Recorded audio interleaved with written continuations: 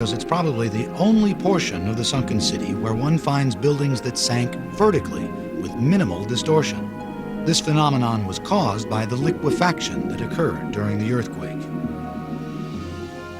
Hamilton's team uncovered 8 buildings ranging from a probable tavern and cobbler shop to private residences. Using a water dredge, a more flexible version of an airlift, Hamilton's team gathered artifacts at depths of less than 15 feet.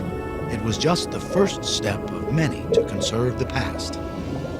Underwater archaeology is very expensive in terms of conservation. While we may spend 3 months working in the summer, it may take 3 to 5 years to conserve all the artifacts we bring up in one excavation season. Hamilton explains the steps involved in the conservation of metal objects, the kind most susceptible to decay and incrustation. The biggest problem we have with the artifacts from Port Royal is just the fact that they're all covered with marine growth from being 300 years in the salt water. And so the first process we have to go through is X-raying them to find out exactly what is inside each one of these incrustations or concretions.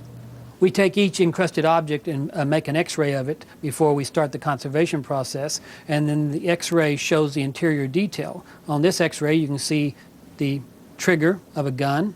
Here's the side plate of the gun, the spring inside behind the side plate, and then part of the hammer which held the gun flint. And the X-ray shows us clearly the degree of preservation, and it determines the next process as we go through. As soon as we evaluate the X-ray and determine what's inside, then we just start mechanically cleaning the incrustation off the object.